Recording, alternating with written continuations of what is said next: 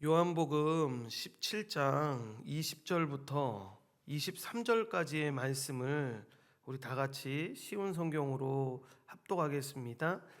저는 이 사람들을 위해서만 기도하는 것이 아니라 이 사람들이 전하는 말을 듣고 저를 믿는 사람들을 위해서도 기도합니다.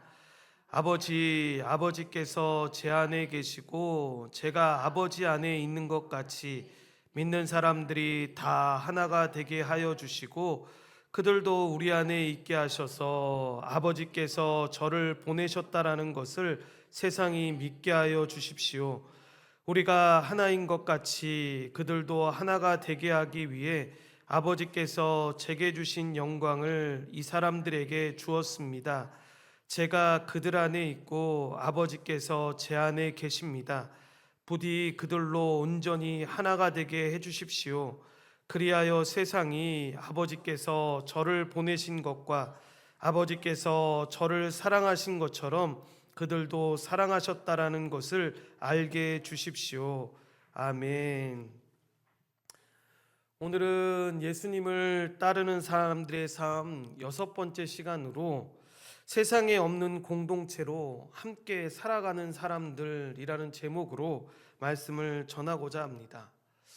앨런 크라이더라는 사람이 쓴 초기 교회의 인내의 발효라는 책에 보면 초기 400년 기독교 역사에서 이 박해 가운데서도 놀랍게 이 기독교가 성장했던 요인을 그는 선교에 많은 사람들이 목숨을 걸었다기보다 초기 교회가 세상에 보여준 특별한 삶의 양식에 있다라고 이야기를 합니다. 저자는 그 특별한 양식을 아비투스라는 그 사회적 용어로 설명했는데, 이 용어는 우리가 첫 번째 설교였던 좁은 문, 좁은 길에서도 언급했던 내용으로 후천적인 배움을 통해서 무의식 중에라든가 아니면 위기의 순간에 반사적으로 반응하게 되는 행동 양식을 의미합니다. 이렇게 한 집단에 속한 구성원들에게 이러한 행동 양식이 형성되기 시작하면 여러분, 이것은 바깥 세계에 그들의 정체성을 표현하는 특징이 됩니다. 그래서 초기 교회의 이 성도들은 그들이 하는 말보다 이 그들이 보여주는 삶과 삶의 방식으로 기독교와 복음을 세상 앞에서 증거했습니다. 이렇게 초기 교회에는 세월이 흐르면서 처음에는 정말 이 사람이 예수 믿는 사람인가 라고 의심이 들 정도로 살아가는 사람들이 많았지만, 시간이 지나면서 예수님의 가르침에 기초하고 뿌리를 둔 구체화되고 습관화된 이 삶의 방식이 있었습니다. 특별히 그 여러 가지 방식 중에 이 저자는 인내, 참음을 주목했습니다. 그러니까 그가 보기에 초기 교회 사람들이 가지고 있던 그 인내는 적대적이었던 세상 사람들이 앞에서 보여준, 그러니까 초기 교회 그리스도인들만 가지고 있는 경이로운 삶의 특징이었습니다. 이런 핍박받을 때 나타나는 대부분의 특징 중에 하나가 이 인내라고 이야기할 수 있지 않습니까? 그래서 그들은 모든 것을 견뎠고 참았고 인내했습니다. 마치 모든 고난과 십자가를 참으신 그 예수님을, 그리고 죄인을 오래 참으시는 하나님을 바라보고 그들 역시도 인내했던 것입니다. 이렇게 이 책의 저자는 초기 교회의 성장이 성도들의 삶의 방식인 이 인내가 발효한 것이다라고 설명하고 있는데, 그렇다면 여러분, 우리도 우리 안에 그런 질문이 나올 수 있지 않습니까? 2026년을 살고 있는 한국의 그리스도인들에게 있어서 이 아비투스는 무엇인가? 시간이 지나면서 이들이 삶의 양식으로 삼고 있는 것이 과연 무엇인가? 라는 의문이 듭니다. 그래서 저도 의문이 들어서 챗GPT에 이 질문을 한번 넣어봤습니다. 현재 한국인이 살아가고 있는 이 그리스도인들 중에 갖고 있는 아비투스는 무엇이야? 삶의 양식은 무엇이야? 라고 이야기했을 때 이 초기 교회처럼 인내다, 아니면 믿음이다, 막 이런 게 나오면 참 좋을 것 같은데, 참 안타깝게도 나와 있는 내용이 이런 내용이었습니다. 소비자 중심의 아비투스다. 그러니까 예수님이 중심이 아니라 믿는 사람들, 그 믿는다고 말하는 사람의 중심에 관습대로 자기가 원하는 대로 믿고 있는 시대를 살고 있다. 그리고 개인적으로 살아가는 그 아비투스가 있다. 그래서 교회 공동체적인 그런 삶이 아니라 개인적으로 나만 믿으면 되지, 나만 죄짓고 안 살면 되지 라고 하는 것들이 그들 안에 있다. 그리고 마지막으로 성공 중심의 아비투스가 그들 안에 있다. 그러니까 오히려 예수 믿지 않는 사람들은 더 도덕적일 수 있는데, 예수 믿는 사람들 가운데 많은 사람들이 세상에 성공을 얻는 것이 마치 예수님 잘 믿는 것처럼 살아가는 그 문화가 그들 안에 있다라는 것들을 보여주었습니다. 그리고 아주 조그맣게 첨가된 내용 중에 하나가 바로 그런 내용이었습니다. 그러함에도 불구하고 지금 이 시대에도 말씀 중심으로 돌아가서 하나님의 은혜로 살고자 하는 사람들은 여전히 있다라는 설명을 했습니다. 그래서 그 설명 듣고 제가 되게 뿌듯했습니다. 챗GPT도 알고 있구나.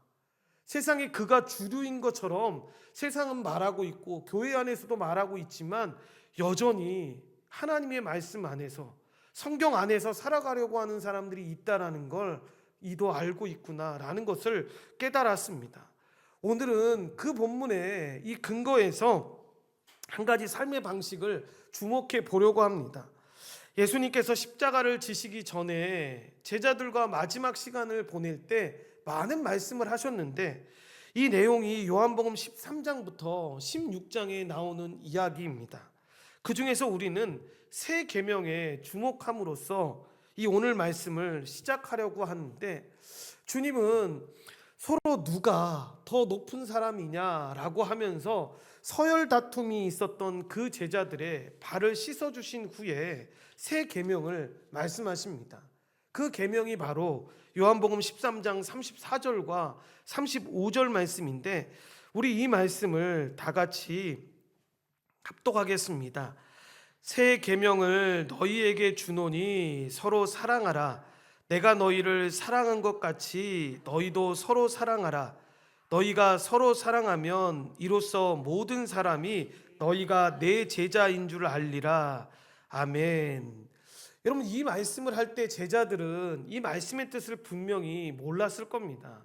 이들은 그날 밤 예수님께서 잡히시고 이튿날 십자가에서 죽으신 다음에야 이것이 주님의 유언과도 같은 말씀이었다라는 것을 깨달았을 것입니다. 이 세 계명의 핵심이 무엇입니까? 서로 사랑하는 공동체였는데, 놀랍게도 이 사랑의 기준이 뭐였냐면 주님께서 우리를 사랑하신 것만큼 사랑하라는 거였습니다. 그래서 보시면 내가 너희를 사랑한 것 같이 너희도 서로 사랑하라 라고 말씀하십니다. 주님은 이 세 계명에서 공동체가 세상을 향해 어떤 영향을 미치게 될지도 말씀하셨는데, 그들이 가진 이 서로 사랑이라는 존재 양식이 세상을 향한 이 그리스도와 복음의 증거가 되리라는 것을 말씀하고 있는 것입니다. 말하자면 여러분, 선교는 교회라는 공동체의 적극적인 선교 행위 이전에 그들 공동체가 이 세상 안에 존재함으로써 만들어내는 열매라는 것입니다. 실제로 서로 사랑하는 공동체의 삶은 이 초기 교회가 세상에 보여준 특별한 삶의 행동 양식이었습니다. 물론 1세기에 이르렀을 때 로마 제국 내에 여러분 이렇게 사랑을 이야기하면서 그렇게 움직여지는 공동체가 교회만 있었던 것은 아닙니다. 다양한 양식의 조합 형태의 여러분 조직들이 많이 있었습니다. 그래서 그 단체들을 보면 어떤 면에서는 교회와 유사한 면들이 굉장히 많았습니다. 어떤 면들이었냐면 잦은 정기 모임들이 그들 안에 있었고, 코이노니아라는 이 교제라는 이 명칭을 사용한 점에서, 그리고 이 조직의 이 조합의 임원들이 감독과 집사라는 칭호를 붙였다라는 구절들이 여러분 여러 역사 기록서에 보면 나오게 됩니다.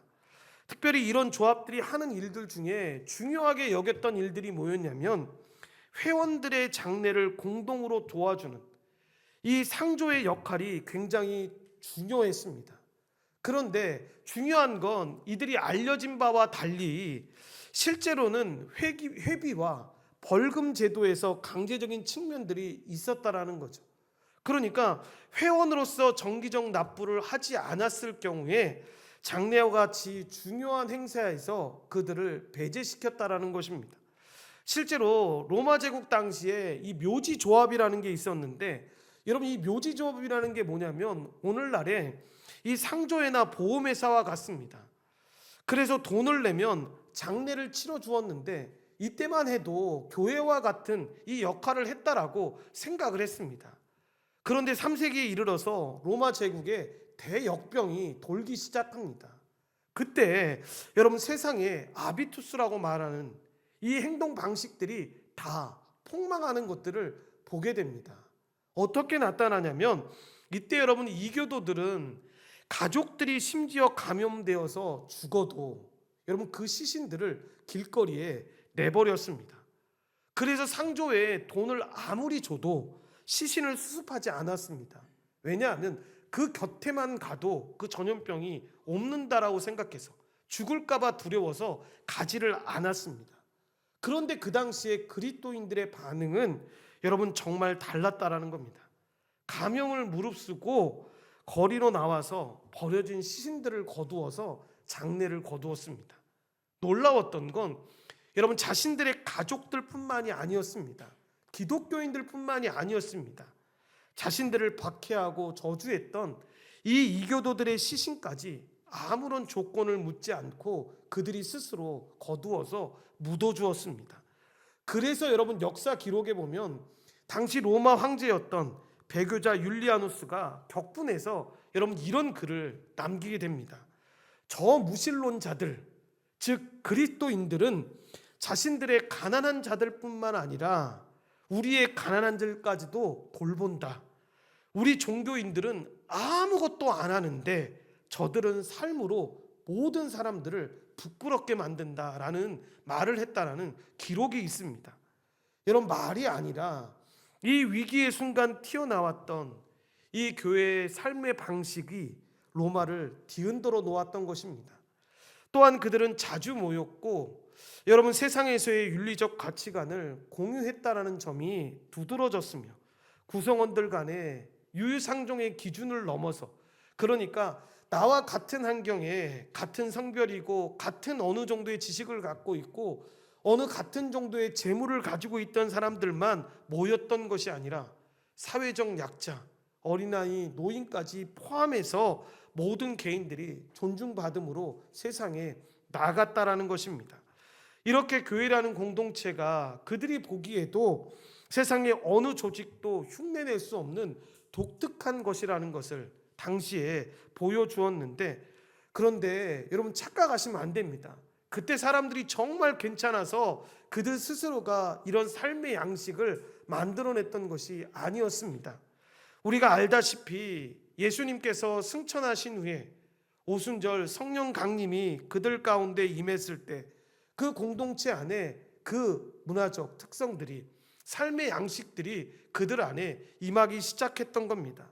그래서 여러분 초대교회를 우리가 설명할 때 성령의 공동체다라고 설명하는 이유 중에 하나가 뭐냐면 그들에게 특별함이 있었기 때문이 아니라 성령이 그들 안에 임했을 때, 성령과 그들이 동행하는 삶을 살았을 때 이런 은혜가 그들 안에 임했다라는 것을 설명하는 것입니다.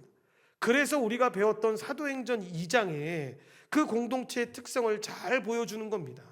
사도행전 2장 43절부터 47절 말씀을 쉬운 성경으로 합독하겠습니다. 사도들을 통해 많은 기적과 표적이 나타났습니다. 그러자 모든 사람에게 두려운 마음이 생겼습니다. 믿는 사람들은 다 함께 모여 모든 물건을 공동으로 사용하며 살아갔습니다. 그들은 재산과 모든 소유를 팔아서 필요한 사람들에게 나누어 주었습니다. 그들은 날마다 한 마음으로 성전들에 모였습니다. 그리고 집집마다 돌아가며 함께 모여 기쁘고 순수한 마음으로 식사를 같이 하였습니다. 그들은 하나님을 찬양하였으며 모든 사람에게서 칭찬을 받았습니다. 주님께서는 구원받은 사람을 날마다 늘어나게 하셨습니다. 아멘. 제가 그 프린트물에 안 들었던 것 같아요. 이 2장 43절부터 47절까지의 말씀은 우리가 잘 아는 말씀 아닙니까? 성령이 그들 안에 부어짐으로 말미암아 이렇게 주님이 말씀하셨던 새 계명을 반영하는 공동체가 만들어지게 된 것이죠. 막 시작한 이 공동체는 그들이 존재하는 세상이었던 그 예루살렘에서 존재 그 자체로서 이미 엄청난 영향력을 드러내고 있었던 것입니다. 그것이 47절에 나오는 모든 사람에게서 칭찬을 받았습니다. 주님께서는 구원받은 사람을 날마다 늘어나게 하셨습니다 라는 그 말씀입니다. 그러니까 세상은 그런 공동체를 본 적이 없는 겁니다. 그러니까 이 공동체는 주님께서 말씀하신 그 세 계명에서 말씀하신 대로 그들의 존재 자체로서 예수 그리스도를 증거하는 삶을 살았던 것입니다. 그래서 기독교 역사를 볼 때 예루살렘에서의 초기 전도는 성도들의 개인 전도에 대한 그 행위에 대한 열매라기보다 교회가 공동체로서 이 세상에 존재함으로써 맺은 열매라고 할 수 있습니다. 주님은 이 천국 비유에서 밀가루 서말 속에 갖다 넣어 전보 부풀게 된 누룩처럼 교회는 세상을 변화시키는 역할을 감당하게 된 것입니다. 그리고 이제 이 공동체의 탄생에 대해서 성령 강림 사건 이외에도 추적해야 될 또 하나의 단서를 우리에게 가르쳐 주는데 바로 오늘 말씀에 나오는 주님의 기도입니다. 주님은 잡히시기 전에 대제사장의 기도로 알려진 이 긴 기도를 하시게 되는데 오늘 본문 말씀 요한복음 17장 20절부터 23절 말씀을 다시 한번 합독하겠습니다. 저는 이 사람들을 위해서만 기도하는 것이 아니라 이 사람들이 전하는 말을 듣고 저를 믿는 사람들을 위해서도 기도합니다. 아버지께서 제 안에 계시고 제가 아버지 안에 있는 것 같이 믿는 사람들이 다 하나가 되게 하여 주시고 그들도 우리 안에 있게 하셔서 아버지께서 저를 보내셨다라는 것을 세상이 믿게 하여 주십시오. 우리가 하나인 것 같이 그들도 하나가 되게 하기 위해 아버지께서 제게 주신 영광을 이 사람들에게 주었습니다. 제가 그들 안에 있고 아버지께서 제 안에 계십니다. 부디 그들로 온전히 하나가 되게 해주십시오.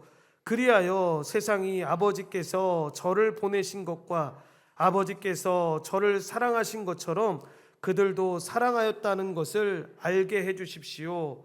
아멘. 그러니까 오늘 우리가 읽었던 본문 말씀에는 나오지 않지만 1절부터 5절을 통해서 당신 자신을 위해서 기도하신 후에 6절부터 19절을 통해서 제자들을 위해서 기도를 하십니다. 그리고 20절부터 제자들을 통해서 그리스도를 믿게 될 모든 그리스도인들을 위해서 기도하셨는데 그게 바로 20절에 나오는 이 사람들이 전하는 말을 듣고 저를 믿는 사람들을 위해서도 기도합니다 라는 말씀이 그것을 가리키는 겁니다.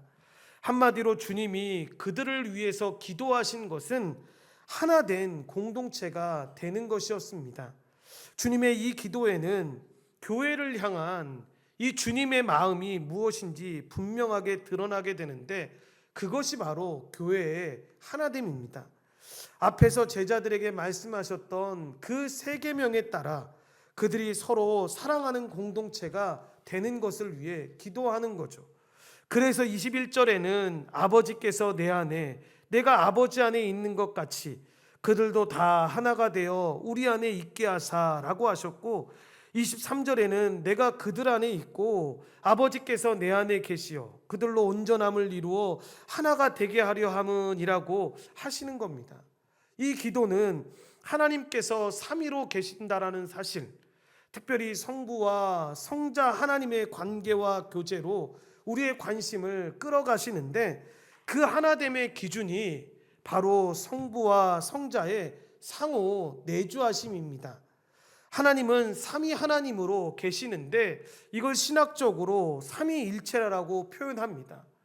여러분, 무한하신 하나님을 제한된 이 인간의 언어로 표현한 말인데 삼위일체를 여러분 인간의 이성으로 완전히 깨닫는 것은 솔직히 말씀드려서 불가능합니다. 그러나 하나님께서 우리에게 가르쳐 주신 만큼은 여러분 우리가 알아야 합니다. 우리의 유익을 위해서 주신 계시이기 때문입니다. 삼위일체는 우리말로 이렇게 표현할 수 있습니다. 세 분 하나님은 하나이시다. 그러니까 세 분이라는 말을 여러분 의아하게 여길 수도 있겠지만 이것은 하나님의 세 위격인 성부와 성자와 성령 하나님을 말하는 방식입니다. 그러니까 성부 하나님이 성자 하나님이 아니시고 성자 하나님이 성령 하나님이 아니십니다. 그리고 성령 하나님이 성부 하나님이 아니시죠. 이렇게 하나님의 세 위격은 구분되고 고유한데 여기에 중요한 게 나옵니다. 이 세 위격은 동일한 신성의 본질을 갖고 계시고 권능과 영광에서도 동등하십니다. 그런데 이걸 우리가 참 이해하기 힘들고 받아들이기 힘든 이유 중에 하나가 뭐냐면 우리가 기존의 개념으로 알고 있는 아버지와 아들의 개념으로 본다면, 능력의 개념으로 본다면 그래도 성부 하나님이 좀 더 뭔가 낫지 않아?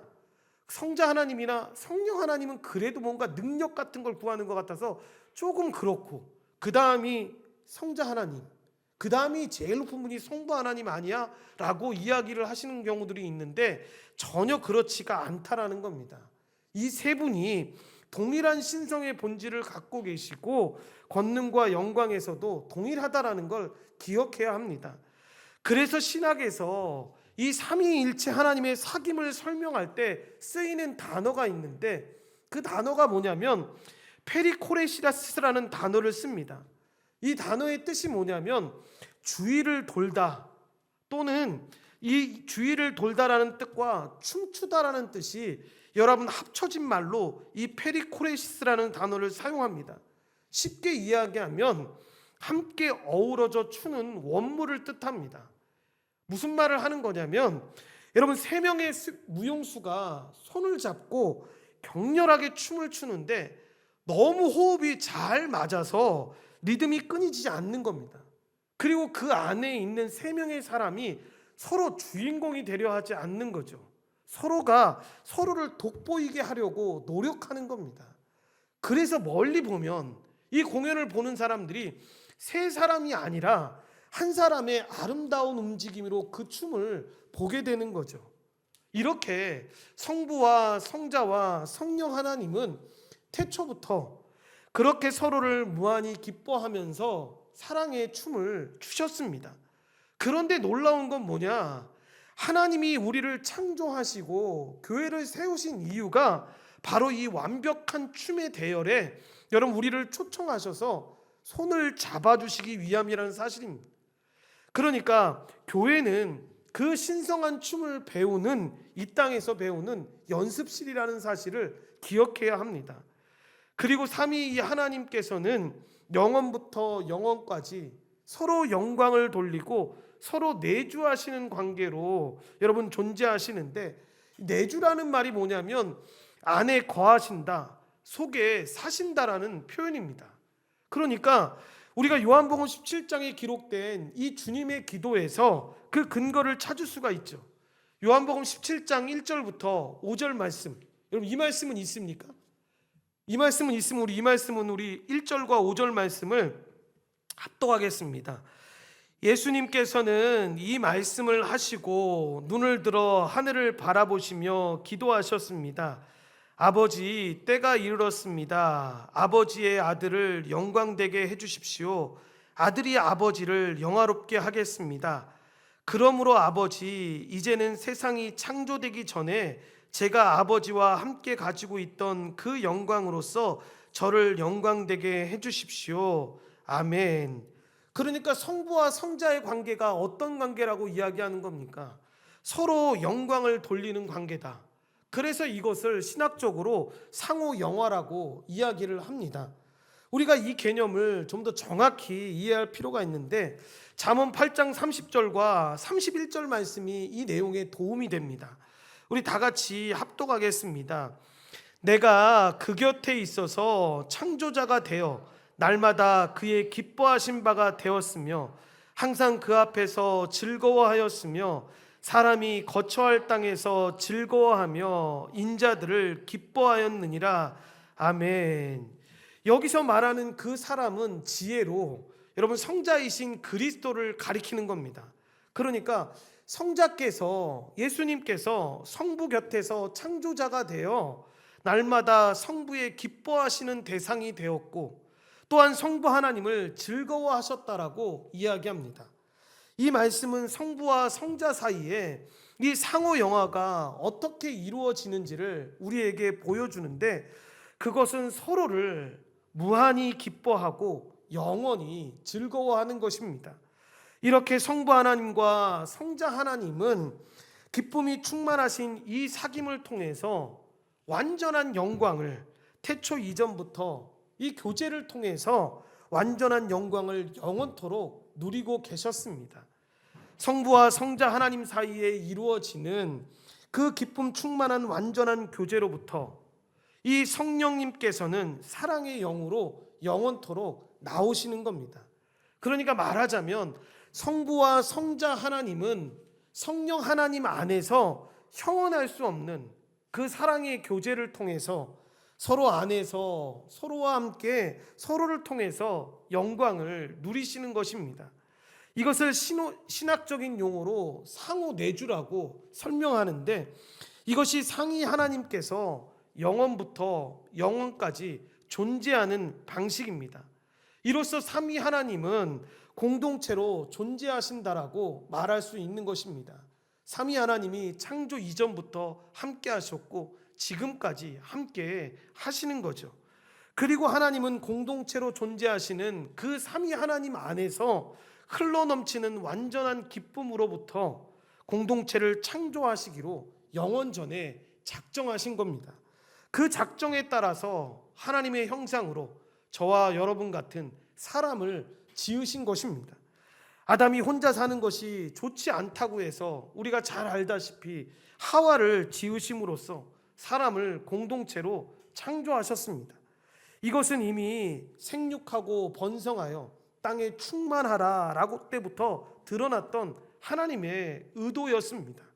하와를 만들어서 아담을 이끌어 오신 하나님이 아내와 합하여 둘이 한 몸을 이룰지다 라는 말씀으로 두 사람의 하나됨을 축복하신 것입니다. 이들은 이렇게 하나님의 임재와 축복 속에서 삼위 하나님의 흘러넘치는 그 축복과 기쁨을 받으며 하나됨의 공동체에 살아갈 수가 있게 되었는데, 이때 그들에게 이런 무슨 갈등과 염려와 이런 문제들이 그들 안에 있었겠습니까? 전혀 없었던 거죠. 그러니까 어떤 분은 하나님께서 그냥 아담 혼자만 키우시고 같은 성별의 사람만 키웠으면 이런 문제 없었을 텐데 괜히 가정을 꾸리셔서 이런 어려움을 주신다라고 이야기하는데, 전혀 그렇지 않습니다. 여러분, 그들이 죄를 짓기 전에는 어떤 염려도 어떤 문제도 그들 안에 존재하지 않았습니다. 그들은 그저 삼위 하나님 안에서 흘러넘치는 사랑과 그 교제의 기쁨 가운데서 행복을 받아 서로 나누고 하나됨을 누리면서 기뻐하기만 하면 되는 것이었습니다. 그러니까 뭔가가 불완전해서 뭔가 부족함이 있어서 그들이 죄를 지었던 것이 아니라는 겁니다. 모든 것이 완벽했음에도 불구하고 그들이 죄를 지었던 거죠. 그래서 웨스트민스터 대요리 문답, 소요리 문답 1문이 말하는 인간의 최고 존재 목적이 마음을 다해서 하나님을 즐거워함으로써 영원토록 하나님을 영화롭게 하는 모습인데, 여러분, 그렇게 그들이 나무의 실과를 따먹기 전까지는 그렇게 살았던 것입니다. 하지만 어떻게 됩니까? 이들이 범죄함으로써 말미암아 죄가 들어오고 이 공동체의 행복과 기쁨을 잃어버리게 된 것입니다. 범죄한 이들은 하나님과의 단절과 소외를 경험하게 된 거죠. 특별히 아담은, 여러분, 그때 좀 내가 그렇게 아내 말을 듣고도 정신을 나래도 바짝 차렸어야 했는데 잘못했습니다라고 회개했어야 됐는데 그렇지 않죠. 여자에게 그 탓을 돌리지 않습니까? 비열하고 치열한 이 치졸한 모습을 보여주게 됩니다. 하와 역시도 마찬가지였습니다. 제가 남편에게 이런 잘못된 것을 줘서 이런 죄를 짓게 되었습니다 라고 말하면 되는데 그렇지 않게 되죠. 그러나 결과적으로 어떻게 됩니까? 너는 남편을 원하고 남편은 너를 다스릴 것이다 라는 말씀을 통해서 이 부부의 하나됨이 깨지고 부부 사이의 갈등과 고통이 사라지지 않을 것이다 라는 이 죄인이 피할 수 없는 운명적 예언을 그가 듣게 됩니다. 그리고 성경이 보여주는 그 이후의 얘기는 살인과 다툼, 비교와 경쟁의 이야기로 계속해서 나오는 것들을 보게 되는데 이렇게 죄로 말미암아 인간은 공동체를 잃어버렸습니다. 이렇게 삼위 하나님께서 창조하신 이 복의 공동체가 깨어지고 말았는데 이 깨어진 세상에 이 성자 하나님께서 인간의 죽을 몸을 입고 이 땅에 오신 것입니다. 그리고 그 대속적 죽음을 앞두신 주님이 오늘 본문에 나오는 이 기도를 드린 겁니다. 그러니까 이 기도를 보면서 우리가 또 알 수 있는 게 뭐냐면 주님이 이 땅에 오신 목적이 그냥 단순히 죄로 말미암아 죽을 수밖에 없는 우리를 구원하셔서 하나님 자녀로 삼기 위함이다 라고만 설명할 수 없다라는 거죠. 더 크게 우리는 확장해서 이 기도를 통해서 설명할 수 있는 건 뭐냐면 세상에 하나님이 이 성자 하나님을 보내신 궁극적 의도를 보여주시는데 주신 말씀에 나오는 이 세 계명대로 서로 사랑하는 공동체로 삼위 하나님께 하나됨과 같은 이 하나됨을 누리는 공동체를 세우기 위함이라는 걸 우리가 이 기도를 통해서 보게 되는 것입니다. 이렇게 예수님은 교회를 세우기 위해서 죽으셨는데 그러면 주님께서 세우신 이 공동체의 표준이 이 목적이 무엇이냐라고 이야기했을 때 21절에 나오는 아버지께서 내 안에 내가 아버지 안에 있는 것 같이 그들도 다 하나가 되어 우리 안에 있게 하사라고 하셨고 22절에 우리가 하나 된 것 같이 그들도 하나 되게 하려 함이며 23절에 내가 그들 안에 있고 아버지께서 내 안에 계시어 그들로 온전함을 이루어 하나가 되게 하려 함이라 라고 했습니다. 이 기도를 통해서 여러분 교회의 공동체를 회복하심으로 주님께서 바라시는 이 기준이 바로 삼위 하나님의 하나됨이라는 것을 분명하게 말씀하고 있는 것입니다. 그러니까 삼위 하나님의 사귐과 기쁨을 누리는 공동체를 만드신 이 하나님의 창조 목적은 그 공동체를 복원하시려는 그 구속의 목적과 조금도 다르지 않다는 것을 우리가 알게 되는 것입니다. 오순절에 성령을 부어주심으로 이 신약교회를 세워주실 때 하나님께서는 당신께서 바라시는 그 교회의 하나됨, 그 공동체성을 사도행전 2장을 통해서 보여주신 겁니다. 그것이 앞에서 읽은 2장 43절부터 47절까지의 말씀입니다. 그래서 이 교회를 위한 주님의 이 기도는 여러분 우리 믿는 신자들의 기도가 되어야 하는데 우리는 교회를 그런 관점으로 바라볼 수 있어야 합니다.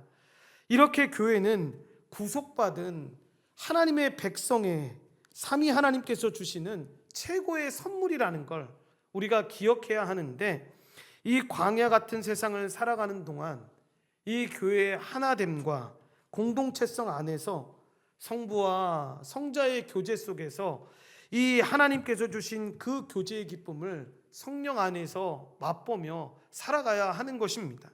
그래서 주님은 세 계명을 주시면서 서로 사랑해라 라고 말씀하신 것입니다. 왜냐하면 서로 사랑하는 것이야말로 우리가 부름받은 이유이고 구속의 은혜를 받는 우리의 소명이기 때문입니다. 결론적으로 우리가 이렇게 주님의 길을 따라가는 사람들은 주님의 세 계명을 따라서 서로 사랑하는 공동체로 살아가는 사람들인데 삼위 하나님께서 영원토록 공동체로 계시듯이 주님의 길을 따라가며 살아가는 이 신자들은 공동체로 존재하는 새로운 양식의 삶을 받아서 살아가는 사람들입니다. 그래서 그들은 절대로 홀로 살아가지 않는데 그럼에도 우리에게는 안타깝게도 구원받기 이전의 삶의 양식인 혼자 살아가려는 습관이 많이 있는 것을 보게 됩니다. 그래서 여러분 이런 말씀하실 때 있지 않습니까?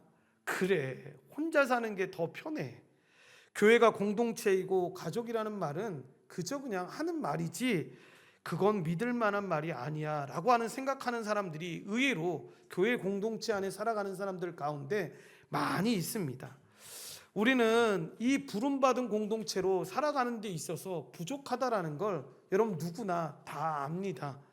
그래서 서로 사랑하라는 이 주님의 새 계명을 순종하며 살아가려고 하지만 너무나 부족한 우리 자신들을 보게 됩니다. 그래서 여전히 사랑받기만을 바라는 나의 모습을 보게 되는 겁니다. 그러나 삼위 하나님의 은혜는 여러분 이런 우리를 조금씩 바꿔가십니다. 그러니까 여러분 이런 고백들이 우리 안에 신앙적인 고백으로 있어야 합니다. 예전에는 저밖에 몰랐던 사람입니다. 그런데 정말 하나님을 믿고 복음을 알아가면서 저밖에 알아가던 제가 조금이지만 다른 사람들을 보기 시작했고 그 사람의 필요가 무엇인지를 생각하기 시작했습니다. 그리고 그렇게 살아가려고 바꿔져서 살아가고 있습니다라고 이야기합니다. 여러분 간증 이야기하라고 하면 정말 저 이렇게 해서 부자 됐어요. 저 이렇게 해서 정말 병이 나았어요. 이런 것도 정말 의미 있는 간증이 되겠죠. 그런데 이런 제가 지금 말씀드렸던 이 내용이 진짜 간증이 되어야죠. 그런데 요즘 교회는 이런 간증하면 별로 안 좋아할 것 같습니다. 그게 어쨌다고요? 저 그렇게 살았는데요 라고 말하실 분들이 의외로 많을 것 같습니다. 그런데 그렇지 않습니다. 세상에서 예수님 안 믿고 그렇게 공동체 속으로 잘 살아가는 사람의 마음에도 잘 보시면 자기를 먼저 생각하고 자기를 위하는 마음들이 너무 많습니다. 보여지는 게 그렇게 안 보여질 뿐이죠. 그런데 주인이 바뀌고 나서 우리는 그 사실이 바뀌게 되는 거죠. 사랑받기만을 바라는 이기적인 존재에서 답없이 사랑하는 존재로 우리가 바뀌어지게 되는 겁니다. 이렇게 선택적 사랑할 수밖에 없었던 우리가 주 안의 형제 자매와 이 그리스도의 몸인 교회를 사랑하는 존재로 바뀌어가게 되는 것입니다. 제가 이 설교를 준비하다가 어느 한 글을 봤는데 여러분 동물학자들에 따르면 남극의 이 황제 펭귄들은 참 신기하게 살아가더라고요. 남극에 여러분 보면 남극의 온도가 평균 영하 50도이기 때문에 여러분 거기서 그냥 살고 있으니까 걔네들은 그냥 추위에 강한 존재다라고 생각하시면 안 됩니다. 조사를 해보니까 수백 수천 마리의 펭귄들이 여러분 서로의 몸을 밀착해서 거대한 원을 만든다고 합니다. 이 원을 만드는 이유가 뭐냐면 이 원의 중심부는 온도가 여러분 지상 이 영하가 아니라 영상 37도까지 올라간다라고 이야기합니다. 그러니까 밖은 영하 50도인데 그 안에 수백 마리가 수천 마리가 서로 그 안에 돌아가면서 몸을 비비면서 열을 내서 영상 37도까지 올린다라는 겁니다. 그래서 어떡하냐면 여러분 바깥에서 희생하는 황제 펭귄들이 있지 않습니까? 그래다가 우리말로 하면 그런 거겠죠. 야 이제 나 안 되겠어. 너무 추워가지고 이대로 있다가 나 죽을 것 같아 라고 해서 그가 안으로 들어가는 거죠. 그럼 안에 있던 펭귄들이 그 안에서 몸을 따뜻하게 한 상태에서 아우 나 나가기 싫어 여기 있으니까 너무 좋아 라고 해서 안 나가는 게 아니라 그래 이제는 내가 나갈게 라고 하면서 서로 바꿔가면서 그렇게 그들이 순환하면서 전체적으로 살아남는다라는 겁니다. 여러분 펭귄이라고 왜 불편함을 감수하면서 그 추위를 감수하면서 나아가겠습니까? 혼자가 편해라고 하면서 무리를 이탈하려고 하는 순간도 있지 않겠습니까? 그러면 그때 그들은 어떻게 되겠습니까? 그 펭귄들이 다 죽게 되겠죠. 마찬가지로 교회의 하나됨이라는 것도 마찬가지입니다. 취미생활이 아닙니다. 이렇게 하면 더 잘 될 거야 라고 해서 가는 게 아닙니다. 이 거친 광야에서 서로 체온을 나누면서 살아남을 수 있는 영적 몸부림을 하는 거죠. 그렇게 안 하면 살 수 없으니까. 그렇게 살게끔 우리를 만들어 주셨으니까 그렇게 살아가는 것입니다. 이렇게 우리는 각자가 있는 그 위치에서 사랑하라고 부름받은 존재입니다.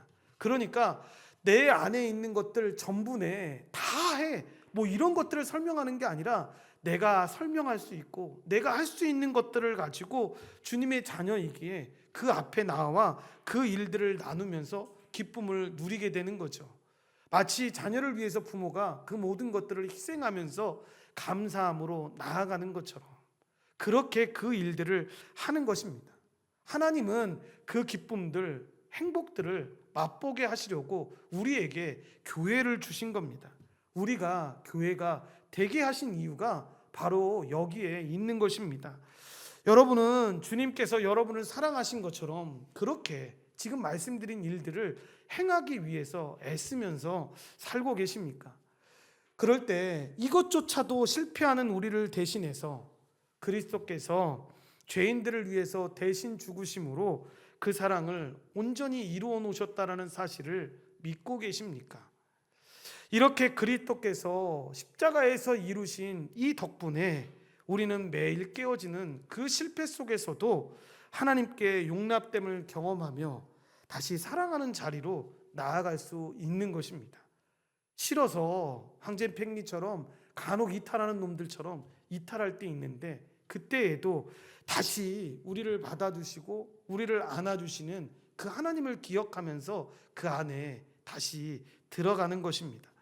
그러므로 서로 사랑 아닌 것을 위해 왜곡된 자기 사랑을 위해서 여러분 너무 자기 인생을 낭비하면서 살지 말아야 합니다. 신자는 사랑하라고 부름받은 사람입니다. 이것이 교회의 모습입니다. 그러니까 우리는 신자의 아비투스인 그 교회 공동체의 꿈을 그리고 주님의 약속을 포기해서는 안 됩니다.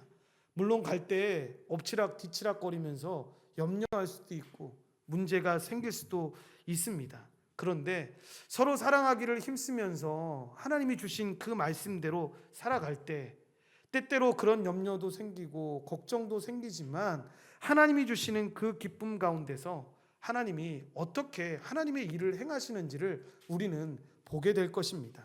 그리고 세상은 우리 안에서 서로 사랑하는 예수님을 따라가는 그 사람들의 세상 방식을 보게 될 것입니다. 세상 어디에도 볼 수 없는 모습이지 않겠습니까? 넘어질 때도 있고 낙심할 때도 있지만 그 안에서 모든 사람이 나의 제자인 줄 알리라 라고 하는 말씀이 보이게끔 그들을 인도하실 것입니다. 이렇게 주님께서 기도하신 대로 세상이 성부 하나님께서 성자이신 예수님을 이 땅에 보내신 것뿐만 아니라 성부 하나님께서 성자 하나님을 사랑과 하심과 같이 교회도 사랑하심을 세상이 알게 하실 것입니다. 이게 교회로서 살아가는 우리의 모습이기도 하고 우리가 애쓰면서 우리가 붙잡고 나아가야 될 그 모습이기도 합니다.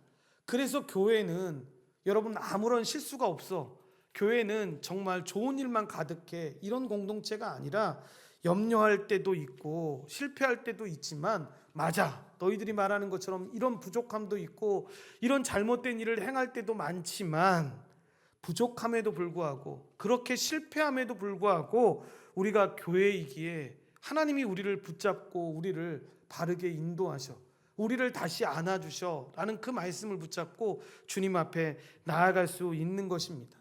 그래서 신자들은 결코 구주 예수 그리스도께서 당신의 보배로운 피를 흘려 사신 그 교회를 절대로 포기할 수 없는 것입니다. 그래서 우리를 사랑하신 그 사랑 앞에서 다시 우리도 서로 사랑하기 위해서 애쓰는 것이고 그리고 주님을 따라가면서 이렇게 기도를 하게 되는 것입니다. 하나님 아버지께서 그리스도 안에 계시고 그리스도께서 하나님 아버지 안에 계시듯이 저희도 온전함으로 하나를 이루어서 삼위 하나님 앞에 있게 도와주십시오 라는 기도가 주님 오실 때까지 계속해서 이루어지게 되는 것입니다. 언젠가 우리는 그 온전함의 날을 보게 될 것입니다. 주님이 영광 중에 재림하시는 그날 말입니다. 그 날이 여러분 멀지 않았음을 기억하며 우리가 주님 앞에 나아가기를 소망합니다. 제가 온전한 교회라고 이야기했을 때 많은 사람들이 웃으면서 아니면 어떤 분은 정말 마음속에 조롱하는 마음으로 그런 얘기하시는 분들이 있었습니다. 니네만 온전해? 라고 이야기하시는 분들이 꽤 많았습니다. 그분들이 보실 때에는 우리 괜찮은 사람이니까 우리 온전한 교회 할게 라고 이해하셨던 것 같습니다. 그런데 여러분 그런 의미에서의 온전함이 아니었죠. 하나님이 우리를 그렇게 온전하게 하나 되게 인도하실 거다라는 소망을 가지고 그렇게 나아갔던 것입니다. 마지막으로 일본의 소설가였던 엔도 슈샤쿠의 단편에 보면 여러분 어떤 이런 한 이야기가 나옵니다. 평생 예수님을 배반하고 도망쳤던 이 악하고 비겁한 인물 기로지로라는 인물이 나옵니다. 그는 위기의 순간마다 예수님을 모른다고 하고 숨었던 그런 사람이었습니다. 오늘날 우리의 실패한 모습과 똑같은 이 사람의 모습을 이가 가지고 있었습니다. 그러나 그는 결국 사자굴로 끌려가는 다른 그리스도인들의 모습을 보면서 자기도 모르게 무의식적으로 여러분 그 대열에 합류하게 됩니다. 그리고 나서 이런 말을 합니다. 나는 믿음이 훌륭한 사람이 아닙니다. 나는 늘 도망쳤던 겁쟁이입니다. 하지만 저 사람들이 믿는 예수가 진짜라는 것만큼은 내가 부인할 수 없습니다. 라고 이야기하면서 그들과 함께 죽음을 맞이합니다. 배반했던 제자들이 오순절 성령을 받고 완전히 다른 공동체로 변모했던 것처럼 우리가 매일매일 실패하고 이기심을 가지고 살아갈 때가 있지만 그리스도의 완벽한 사랑 안에서 우리의 삶이 녹아진다라는 것, 그리고 그 공동체 안에서 점점 더 우리가 예수님을 닮아가는 자들로 살아가고 있다라는 사실을 기억했으면 좋겠습니다. 그러니까 여러분, 우리는 실패할 수 있지만 여러분, 우리 안에 계신 이 성령의 아비투스는 결코 실패하지 않는다라는 걸 꼭 기억했으면 좋겠습니다. 그러면 여러분, 우리가 살아갈 때 우리 때문에 넘어져서 우리 때문에 좌절해서 실패했다라고 말할 수는 없을 것입니다. 성령이 우리를 다시 일으켜 세워주실 것이고 성령이 우리를 다시 예수 믿는 자들의 삶으로 인도하실 것입니다. 그런 은혜가 우리 가운데 넘쳐나게 되기를 간절히 축원드립니다. 기도하시겠습니다. 하나님 감사합니다. 하나님의 은혜 가운데 우리를 불러주시고 인도하여 주셔서 여전히 하나님, 우리는 예전의 습관대로 넘어지고 낮아지고 염려하며 불안할 때가 많이 있습니다. 그런데 우리가 하나님께 은혜를 구하며 나아갑니다. 그때에도 여전히 성령께서 우리 안에서 이끌어 주시는 그 삶의 양식만큼은 실패하지 않는다는 사실을 우리는 기억합니다. 세상이 뭐라 하든, 하나님 심지어 예수 믿는 사람들이 뭐라 하든, 성경에 나와 있는 이 믿음의 공동체, 이 성령의 하나 되게 하심을 기억하고 그 풍성한 애들을 누리며 더 격려하고 살아갈 수 있도록 도우시고 인도하여 주시옵소서. 그렇게 살아가지 못할, 염려할 우리를 위해서 교회로 우리를 살아가게 하셨습니다. 그래서 서로 격려하며 서로 은혜를 구하며 나아갈 수 있게 주님이 우리를 만드셨습니다.